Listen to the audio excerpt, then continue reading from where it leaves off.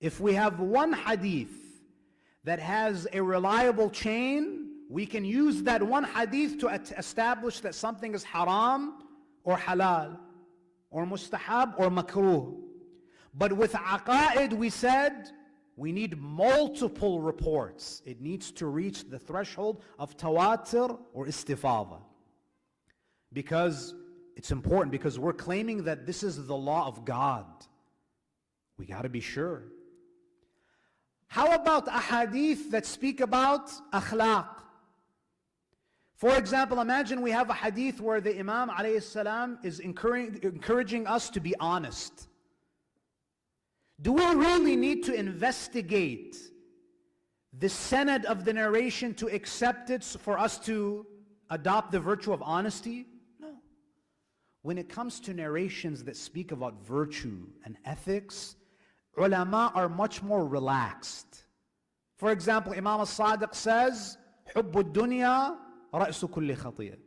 The fountainhead of all sin is the love, the obsessive love for this material world. Do we need to investigate the sanad to accept the content of this hadith? No. Now we need to be careful not to say that Imam al-Sadiq said it. It's better to say it's attributed. But the content is valid.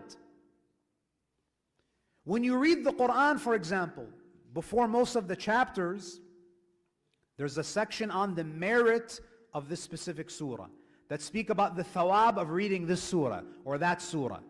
Do we need to be very strict about verifying the chain when it comes to narrations that promise reward for certain actions? So for example, there's a hadith from the Prophet sallallahu alaihi wasallam that says, "Man qara'a surat al-Kawthar saqahu Allahu min kulli naharin fil jannah."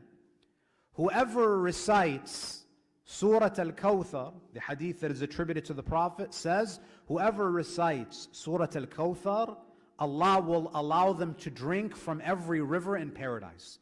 So this is a promise of what? Reward.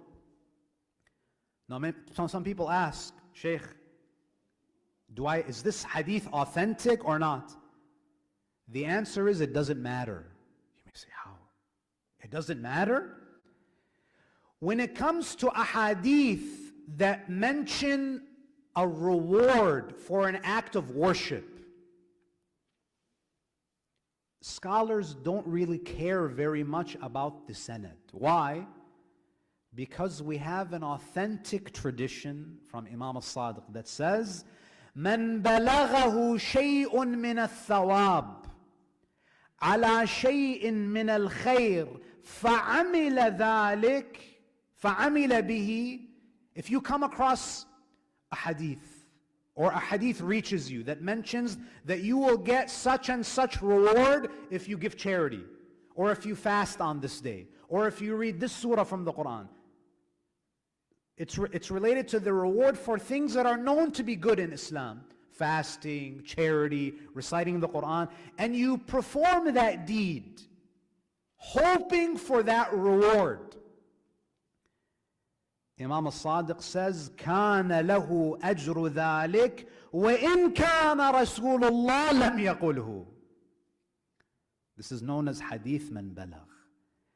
Imam al-Sadiq says, if a hadith reaches you, promising you a reward for a certain good act, like fasting, charity, a type of dhikr, a type of dua, and you do it, hoping for that reward, you will be rewarded even if the Prophet never actually said it.